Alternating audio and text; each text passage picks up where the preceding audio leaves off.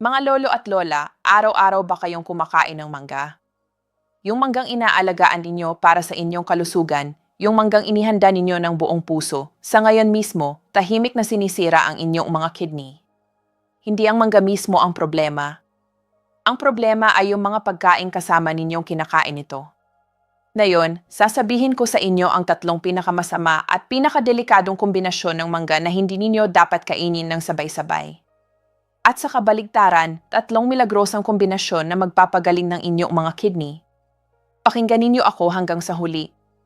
Lalo na yung ikatlong pinakadelikadong pagkain, nasa hapagkainan na iyan ng halos lahat ng ating mga lolo at lola ngayon mismo habang nanonood kayo. Ako po si Elena Santos.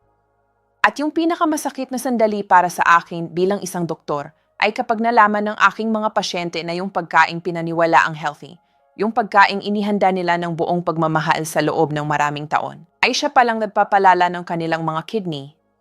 Nakita ko ang kanilang mga luha. At bilang isang doktor, talagang mabigat ang aking puso. Ngunit bago tayo magpatuloy, may isang napakahalagang bagay na dapat kong sabihin. Ang kidney ng ating mga lolo at lola na nasa 60 at 70 na ay ganap na naiba na sa dati. Para mas madaling maintindihan, isipin ninyo ang isang lumang water filter sa bahay. Hindi pa napapalitan ng filter nito sa loob ng 50 taon. Ginagamit pa rin ito araw-araw. Kaya pa ba nitong mag-filter ng malinis na tubig ng maayos?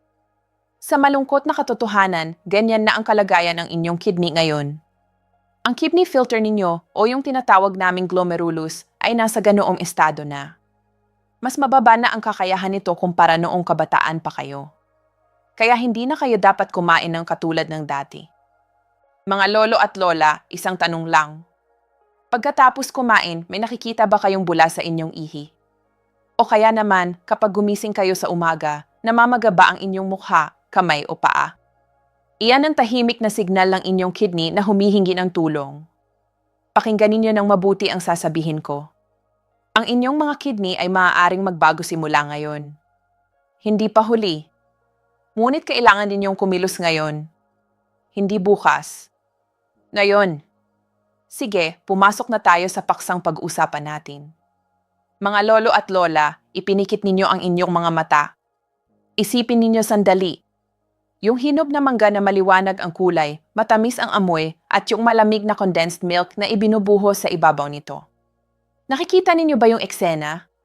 Siguradong halos lahat ng ating mga lolo at lola ay nakikita agad ang larawang iyon sa isip.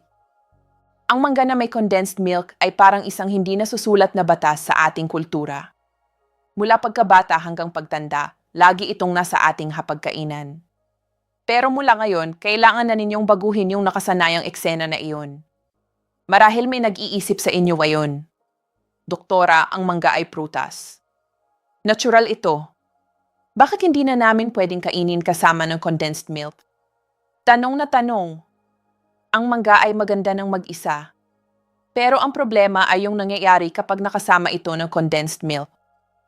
Ang mangga ay kinakain ninyo para sa bitamina at natural na sustansya, para mapanatili ang inyong lakas at kalusugan. Pero ang condensed milk ay puno ng asukal at taba. At yung sobrang asukal na iyon ay hindi simpleng nadadaan lang sa inyong katawan. Ang inyong lumang at pagod na kidney ay kailangang mag-filter ng sobrang daming glucose at taba sa bawat subo ng mangga na may condensed milk na inyong kinakain. Isipin ninyo ang isang matandang bumbero. Kailangan patay silain ang napakaraming sunog ng sabay-sabay. Sa huli, mapapabod at masusugatan ang bumbero. Ang mangga mismo ay naglalaman na ng natural na asukal na tinatawag naming fructose. Kapag ang fructose ng mangga ay sinasamahan pa ng sobrang asukal ng condensed milk, ang inyong kidney ay tinatamaan ng napakalaking halaga ng asukal sa iisang pagkain. Ang sobrang asukal ay nadudulot ng mabilis na pagtaas ng blood sugar. At ang patuloy na mataas na blood sugar ay unti-unting sinisira ang mga maliliit na ugat ng dugo sa loob ng inyong kidney. Araw-araw. Nang walang pahinya. Ang mga nailathala na pag-aaral ay nagpapakita na ang regular na pagkain ng pagkaing mataas sa asukal kasama ng natural na prutas na mayaman sa fructose ay nagpapataas ng panganib na magkaroon ng pinsala sa kidney filter ng mga taong 60 anyos pataas. Ito ay lalo na mapanganib para sa mga may diabetes at high blood pressure na. Mayroon akong pasyente na si Lola Nilda, 68 anyos, taga Cebu. Araw-araw siyang kumakain ng mangga na may condensed milk. Iniisip niya na prutas lang naman ito kaya healthy. Pero pagdating sa klinik ko, ang kanyang blood sugar ay mataas na. Ang kanyang mga binti ay namamaga na. Sinabi niya sa akin, "Doktora, prutas lang naman ang kinakain ko. Bakit ganito ang nangyari sa akin?" At sa harap ng kanyang mga luha, talagang nasaktan ang aking puso. Mga lolo at lola, kapag kumakain kayo ng mangga, alisin na ninyo yung condensed milk. Inumin ninyo ang mangga na walang anumang pampatatamis. Ang mangga na walang condensed milk ay mas masustansya pa rin. Mas maprotektahan ang inyong kidney. Ang condensed milk sa tabi ng inyong mangga ay ang unang kaaway ng inyong kidney na kailangan ninyong alisin ngayon mismo. Kapag may mangga kayo, ang condensed milk ay magpapahina muna sa ref. Ngayon naman, pag-usapan natin yung pangalawang pinakadelikadong kombinasyon. Ito ay isang pagkain na halos lahat ng ating mga lolo at lola ay iniisip na normal at masustansya kasama ng mangga. Mga lolo at lola, kapag nag-iisip kayo ng simpleng masustansyang pagkain, anong larawan ang pumapasok sa isip ninyo? Yung mainit na kanin na may hinog na mangga sa tabi? O kaya naman ay kanin na may mangga na ulam? Naisip ninyo ba yung eksena? Kung ang sasabihin ko sa inyo ngayon ay magiging napakahalagang impormasyon para sa inyo. Ang mangga ay pagkaing mabilis na nagpapataas ng blood sugar dahil sa natural na fructose nito. Ang kanin naman ay pagkaing mabilis din na nagpapataas ng blood sugar. Kapag ang dalawang ito ay kasamang kinakain, ang inyong blood sugar ay tumataas ng napakatulin at napakalaki. Ang daoble na pagtaas ng blood sugar na ito ay nadudulot ng napakalaking pinsala sa loob ng inyong kidney. Sa paglipas ng panahon, ang patuloy na daoble na pagtaas ng blood sugar na ito ay unti-unting sinisira ang mga maliliit na ugat ng dugo sa loob ng inyong kidney. At kapag nasira na ang mga ugat ng dugo na ito, hindi na ito bumabalik sa dati. Ang mga nailathala na pag-aaral ay nagpapakita na ang mga taong 60 anyos pataas na regular na kumakain ng dalawang pagkaing mataas sa asukal ng sabay-sabay ay may mas mataas na panganib na magkaroon ng pinsala sa kidney filter kumpara sa mga kumakain ng isa lang na mataas na asukal na pagkain sa iisang pagkain. Mayroon akong pasyente na si Lolo Doming, 71 anyos, taga Pampanga. Araw-araw siyang kumakain ng kanin na may mangga. Iniisip niya na malusob siya. Pero isang araw, ang kanyang kidney numbers ay biglang lumampas sa delikadong level. Hinawakan niya ang aking kamay at sinabi, "Doktora, kanin at mangga lang naman ang kinakain ko. Bakit nangyari ito sa akin?" At sa sandaling iyon, talagang mabigat ang aking puso. Mga lolo at lola, dati ba kayong kumakain ng kanin na may mangga? I-type ninyo sa comments ang salitang alaga para sa inyong sariling paalala na simula ngayon, ang mangga at kanin ay dapat nabawasan ang pagsasamahin sa inyong plato. Sa halip na kanin, kumain ninyo ng mangga ng mag-isa bilang merienda. Hindi kasama ng kanin. Mas ligtas para sa inyong kidney. Ang araw na may mangga ay ang araw na nagpapahinga ang kanin sa kalan. Ngayon naman, pag-usapan na natin yung pinakadelikadong kombinasyon sa lahat. Lalo na yung mga may high blood pressure at diabetes at yung mga namamaga ang mukha at paa tuwing umaga, pakinggan inyo ng mabuti ito. Sa loob ng maraming taon ng aking trabaho, may isang eksena na hindi ko makalimutan. May isang lola na tumigil na sa pagkain ng karne. Tumigil na rin sa maalat na pagkain. Kumain lang siya ng mangga na may asukal at matamis na inumin araw-araw. Akala niya ligtas na siya. Akala niya tama na ang ginagawa niya. Pero nang bumalik siya sa klinik pagkatapos ng 2 buwan, ang kanyang blood sugar ay mas mataas pa kaysa dati. Ang kanyang mga binti ay namamaga na ng husto. Ang kidney numbers niya ay nasa delikadong level na. Sinabi niya sa akin, "Doktora, prutas lang naman ang kinakain ko." Bakit ganito ang nangyari? Tinanong ko siya kung paano niya kinakain ang mangga. At doon natuklasan namin ang problema. Ang lola ay lagi siyang naglalagay ng asukal sa kanyang mangga at umiinom ng matamis na soft drinks kasabay nito. Mga lolo at lola, ang mangga ay naglalaman na ng natural na fructose. Pagdating pa ng dagdag na asukal at matamis na soft drinks, ang asukal na pumapasok sa inyong katawan ay nagiging parang baha. Ang natural na fructose ng mangga kasama ng dagdag na asukal at soft drinks ay nagdudulot ng napakalaking pagtaas ng blood sugar sa iisang pagkain. Ang sobrang taas ng blood sugar ay nagdudulot ng pinsala sa loob ng inyong kidney cells. At kapag kasama pa nito ang soft drinks na puno ng artificial na asukal at chemicals, ang inyong kidney ay tinatamaan ng maraming magkasamang kaaway ng sabay-sabay. Ang mga pag-aaral ay nagpapakita na ang mga taong 60 anyos pataas na regular na kumakain ng prutas na mayaman sa fructose kasama ng dagdag na asukal at matamis na inumin ay may mas mataas na panganib na magkaroon ng pagbaba ng kidney function. Ito ay lalo na mapanganib para sa mga may diabetes na. Mga lolo at lola, kapag gumising kayo sa umaga at matigas o namumukol ang inyong mga daliri o namamaga ang inyong mukha, iyan ang signal ng inyong kidney na nahihirapan na sila. Mula ngayon, kapag kumakain kayo ng mangga, huwag nang maglagay ng dagdag na asukal. At huwag nang uminom ng soft drinks kasabay nito. Sa halip, uminom ng tubig o kalamansi juice na walang asukal kasabay ng inyong mangga. Ang simpleng pagbabagong ito ay ang pinaka-importanting hakbang para maprotektahan ang inyong kidney ngayon. Kapag may mangga kayo, ang asukal at soft drinks ay magpapahinga muna sa ref. Ngayon, kung tinanggalan natin ang lahat ng masama, paano na dapat kainin ang mangga para maging pinakakomportable ang inyong kidney? May isang simpleng bagay na dapat ninyong gawin. Kumain ninyo ng mangga ng mag-isa bilang merienda. Huwag kasama ng kanin o ng anumang matamis na pagkain o inumin. At limitahan ninyo ang dami, isang maliit na mangga lang sa isang araw. Ang simpleng pagbabagong ito ay nakakatulong na mapabagal ang pagtaas ng blood sugar pagkatapos kumain. At kapag mas dahan-dahan ang pagtaas ng blood sugar, mas kaunti ang pinsala na nararamdaman ng inyong kidney. Ngayon naman, pag-usapan natin ang 3 pinakamiligrosang kombinasyon ng mangga na magpapagaling ng inyong kidney. Mga lolo at lola, isipin ninyo ang isang sariwang mangga na may kasamang sariwang malunggay na pinitas sa hardin. Para sa ating mga lolo at lola, ang malunggay ay hindi lang simpleng gulay. Ito ay simbolo ng pag-aalaga at kalusugan. Kapag ang mangga ay kinain kasama ng malunggay, ang inyong kidney ay makatatanggap ng isa sa pinakamakapangyarihang natural na tulong mula sa inyong sariling kusina. Ang malunggay ay napatunayang mayaman sa quercetin at chlorogenic acid, 2 malakas na sangkap na nagpoprotekta sa kidney cells mula sa pinsala at nagpapababa ng pamamaga sa loob ng kidney. Ang patuloy na pamamaga ay isa sa pangunahing dahilan kung bakit patuloy na humihina ang kidney ng ating mga matatanda.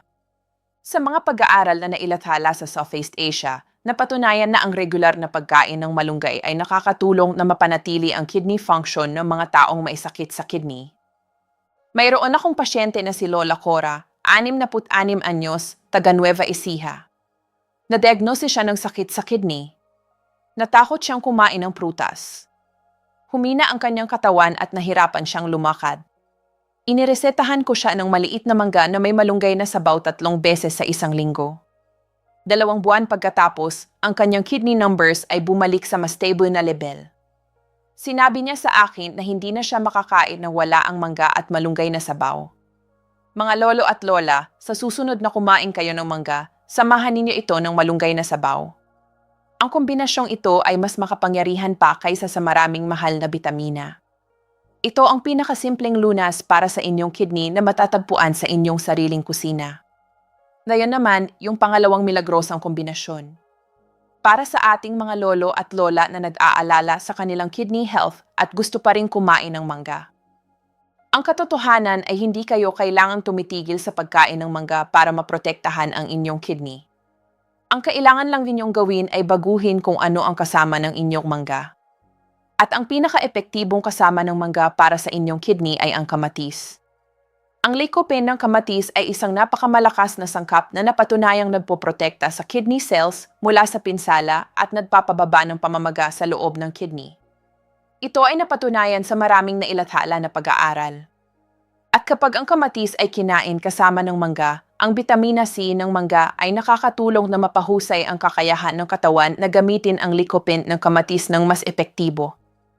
Ang paraan ay napakasimple. Gumawa ng simpleng ensalada ng mangga at kamatis. Hiwain ang maliit na hilaw o bahagyang hinog na mangga at hiwain ang kamatis. Haluin ng magkasama. Maglagay ng kaunting asin at kalamansi lang para sa lasa. Huwag nang maglagay ng asukal.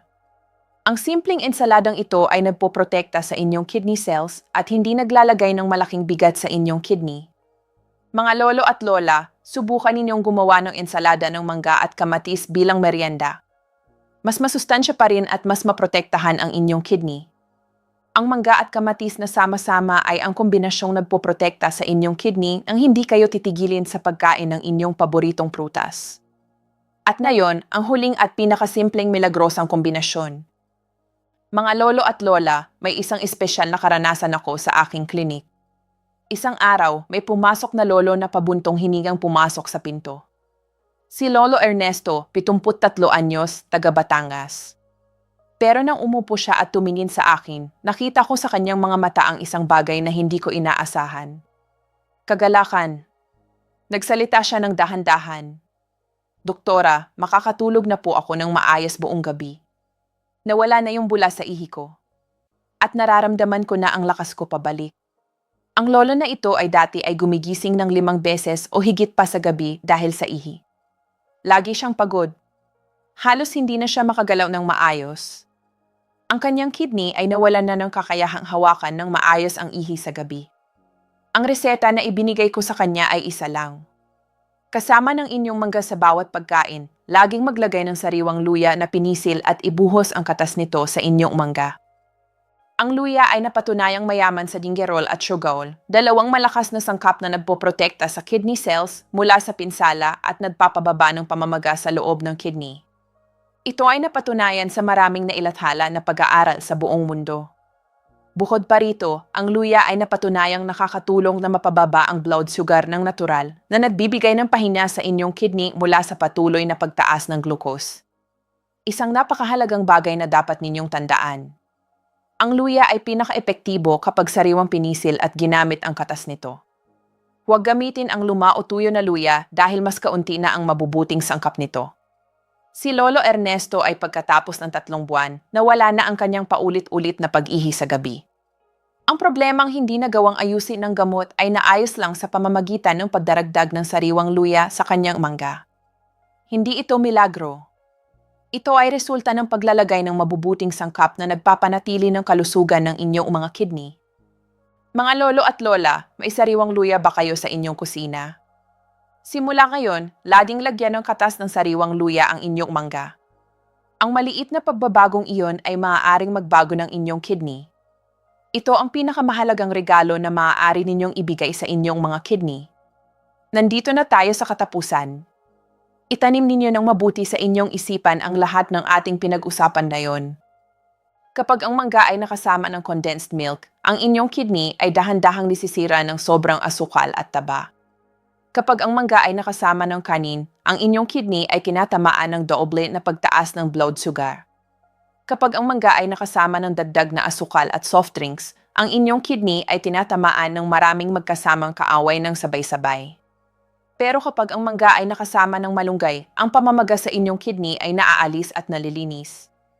Kapag ang kamatis ay kasama, ang inyong kidney cells ay napoprotektahan mula sa pinsala. Kapag ang sariwang luya ay kasama, ang inyong kidney ay napoprotektahan mula sa pamamaga at ang blood sugar ay kontrolado. Ito ang 6 na pangako na ibinibigay ko sa inyo ngayon. Huwag hayaang mautas sa isipan lang ang natutunan ninyo ngayon. Ang kaalaman ay nagiging kapangyarihan para sa buhay lamang kapag ito ay isinagawa. Ngayong gabi, alisin na ninyo ang condensed milk at asukal sa tabi ng inyong mangga at palitan ng sariwang luya at kamatis. Ang maliit na pagbabagong iyon ay ang inyong unang hakbang para maprotektahan ang inyong mga kidney. Hindi kailangan ng mahal na gamot. Ang sagot ay nasa inyong kusina na, naghihintay lang na gamitin ninyo. Itat na ninyo ngayon sa comments ang salitang kalusugan. Hindi lang iyon isang simpleng salita. Iyon ay ang inyong pangako sa inyong sarili na ang nalalabing buhay ninyo ay hindi na ninyo gagawin sa ospital na nakatanda sa kama. Lalakad pa kayo sa sarili ninyong mga paa. Hindi kayo magiging pabigat sa inyong mga mahal sa buhay. At magtatawanan pa kayo kasama ang inyong mga apo. Kung may kakilala kayong lolo o lola na may mahinang kidney o may maling gawi sa pagkain, ibahagi ninyo ang video na ito ng may pagmamahal. Ang isang pagbabahagi ninyo ay maaaring maging isang sinad ng pag-asa para sa isang taong halos sumuko na. Babalik po ako sa susunod na video na puno ng mas mahalagang impormasyon para sa inyong umalusog at masayang pagtanda. Umaasa ako na ang bawat araw ninyo ay malusog at puno ng pagmamahal. Maraming salamat po.